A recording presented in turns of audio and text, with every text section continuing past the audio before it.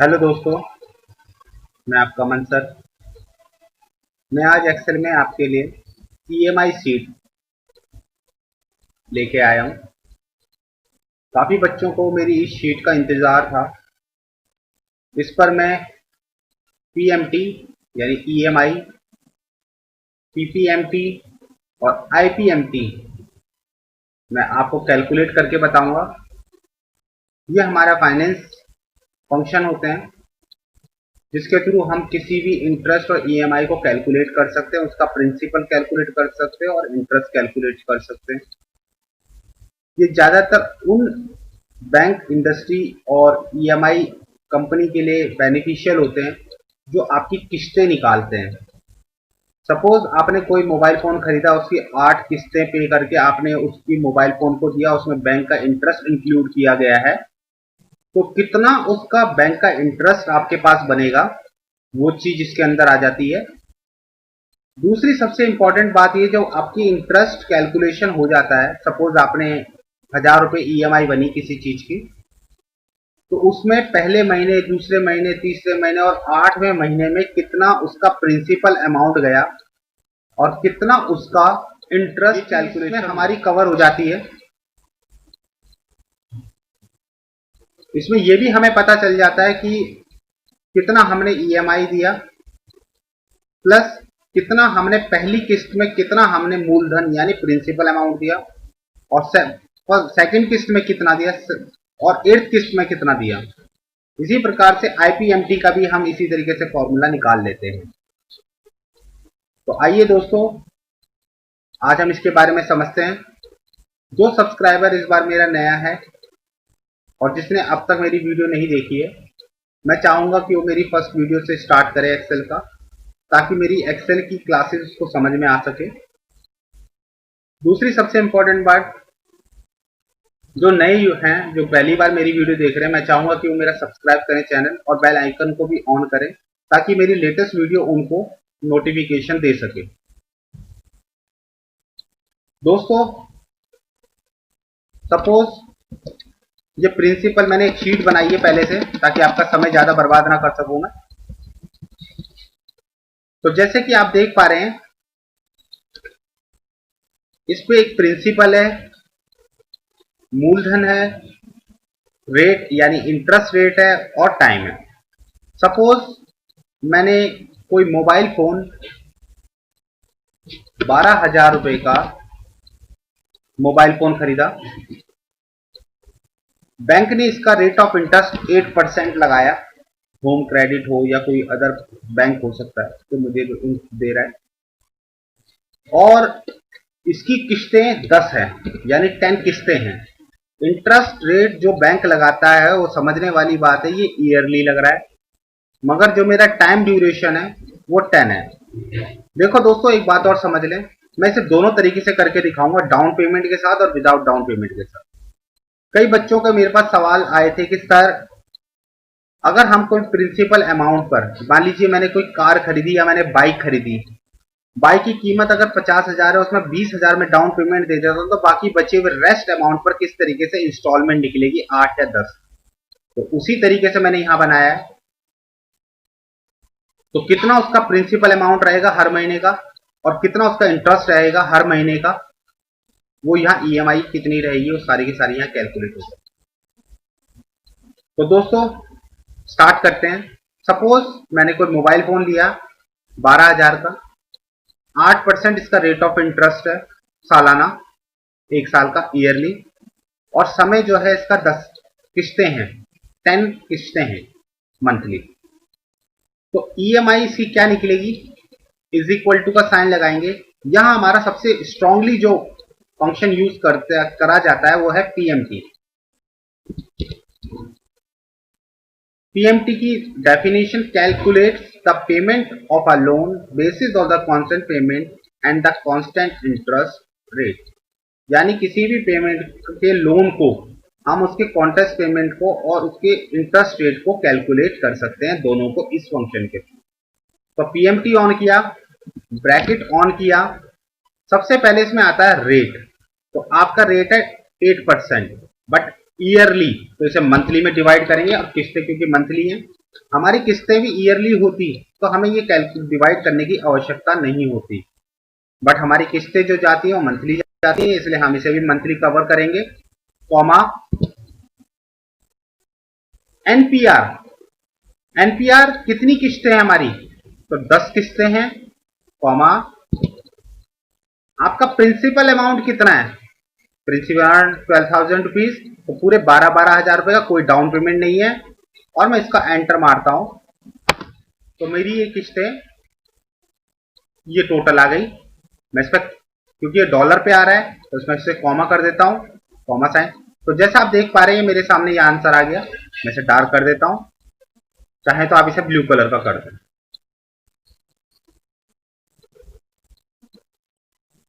तो ये मेरी टोटल किस्त है, किस्तें 10 हैं, तो टोटल कितना बनेगा, is equal to this into 10। तो पूरे 10 किस्त के बाद ये मोबाइल फोन मुझे 12,444 रुपए अप्रॉक्स ये मुझे पड़ेगा।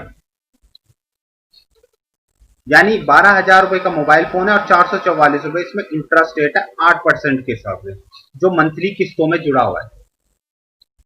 तो दोस्तों ये तो आपका पीएमटी फंक्शन में ने मुझे बता दिया और ये समझा दिया कि उसने मंथली किस्तें, उसने इंटरेस्ट को भी उसी किस्तों में कैसे जोड़ा, इंक्लूडिंग 8% बैंक का इंटरेस्ट है।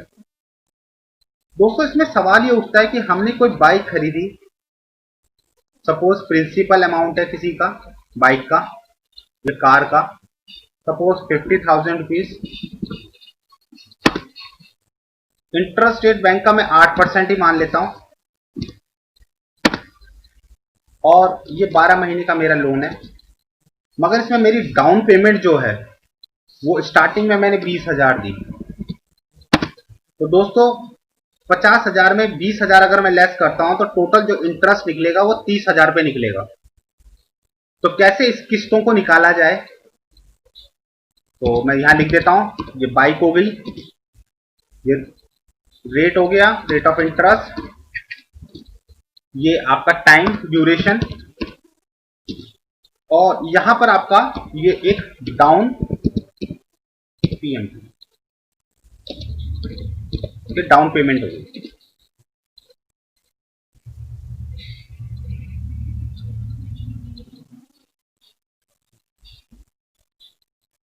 तो दोस्तों इसको कैसे कैलकुलेट करेंगे इसकी ईएमआई, क्योंकि इसमें डाउन पेमेंट इंक्लूड कर दिया गया है। तो is equal to PMT bracket on rate of interest, वही सेम निकालेंगे, ईयरली है, डिवाइड बाय 12, कॉमा यहां एनपीआर है 12, कॉमा नाउ प्रेजेंट वैल्यू क्या होगी हमारी, ये सेल माइनस दिस सेल, तो 30,000 पर ईएमआई बना देगा ये हमारा। और मंथली टोटल अमाउंट कितना आया,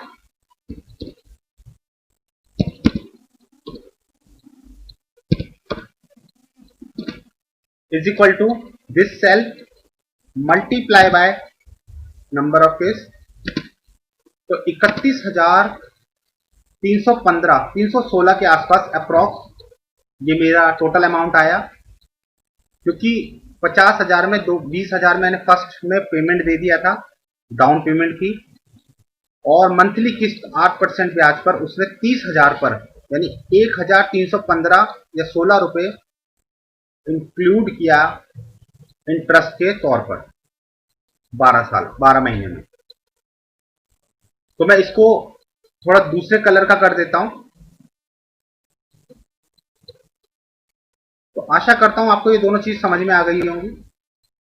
अब दोस्तों होता क्या है कि हम किस्तें भर रहे हैं, इसको तो आप फिलहाल भूल जाएं, बाइक वाला, मैं इसकी बात करता हूं, या कोई सा भी आप ले सकते हैं। वैसे तो सपोज आपकी ये किस्तें हैं और ये 12,444 रुपए 45 रुपीज के आसपास ये किस्तें बना रहा है। तो जब हमारी किस्तें हर महीने यानी 10 किस्तों तक ये जा रहा है, तो किस महीने कितनी कितनी किस्तें जा रही हैं कैसे कैलकुलेट करें, क्योंकि जब कई लोग कहते हैं कि सर हमने कार लोन ली थी, मेरा 5 साल का कार का लोन था, तीसरे साल में जाके हमने बैंक को सेटलमेंट करने गए तो पता चला उसमें हमारे बैंक में हम जो है 2 लाख तक जमा कराए थे, तो पता चला उसमें जो है 50 या 60 हजार रुपए तो केवल इंटरेस्ट के ही चले गए। वो ऐसा होता है कि जब आप किस्तें पे करते हैं तो इनमें इंटरेस्ट, सबसे जो पहले जो किस्तें होती हैं उनमें इंटरेस्ट ज्यादा लगता है, यानी इंटरेस्ट कैलकुलेट ज्यादा होता है, उसमें प्रिंसिपल अमाउंट कम लगता है। कैसे देखेंगे हम, कैलकुलेशन में हमारे को समझ में आ जाएगा। Is equal to double PMT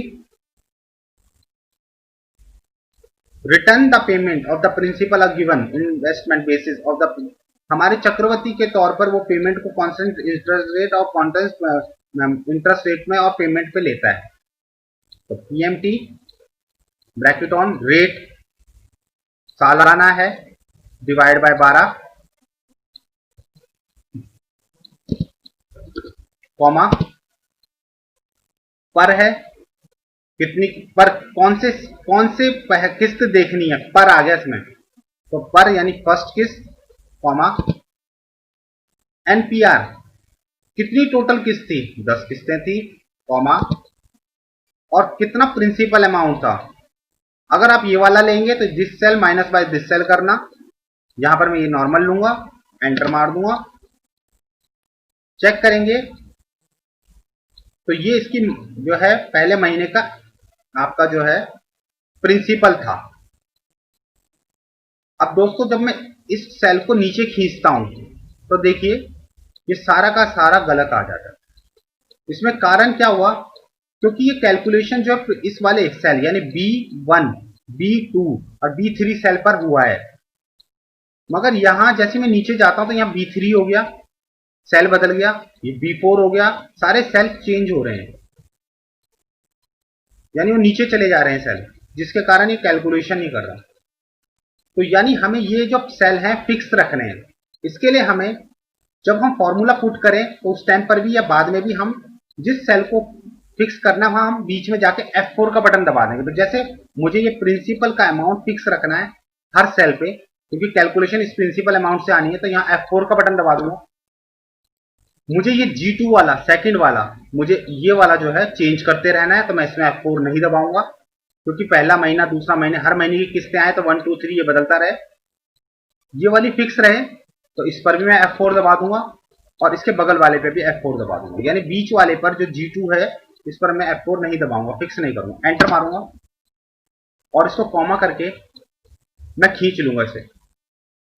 तो देखिए ये टोटल प्रिंसिपल अमाउंट हर का आ गया।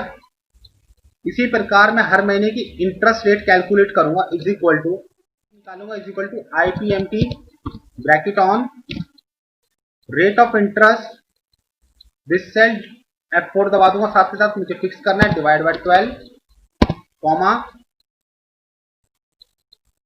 कौन से पर का निकालना है, दिस सेल। अब ये पर मंथ का निकालना है, ये चेंज होता रहना चाहिए 1 2 3 4 5, ये 10 तक जाना चाहिए क्योंकि 10 किस्तें हैं तो इसको चेंज नहीं करना, मैं F4 नहीं दबाऊंगा कॉमा एनपीआर मेरे को चेक करनी है कितनी टोटल किस्त थी, 10 थी कॉमा इसको F4 कर दूंगा कॉमा प्रेजेंट वैल्यू कितनी थी दिस, इसको भी मैं F4 कर दूंगा, एंटर मार दूंगा और इसको कॉमा कर दूंगा। देखेंगे सारे के सारे सेल ऑटोमेटिकली आ जाएंगे। अब मेरी EMI कितनी थी, अगर इन दोनों का जोड़, पहले महीने का जोड़, किस्तें तो मेरी ये है, तो पहले महीने मेरा इतना प्रिंसिपल यानी मूलधन गया और इतना मेरा इस किस्त का इतना मेरा इंटरेस्ट में गया, तो टोटल मेरे को ये बता रहा है। तो मैं EMI में कैलकुलेट करूंगा, is equal to this cell plus by this cell. तो चेक करेंगे मेरे जो EMI है पर मंथ की जो आ रही है वही आ रही है, इसे मैं खींच दूंगा, अप्रॉक्स पूरी के नीचे तक आ जाएगी। और मैंने पूरे 10 किस्तों में कितना मैंने इंटरेस्ट दिया वो कैलकुलेट करना है। तो मैं सारे सेल को सिलेक्ट कर दूंगा और इज इक्वल टू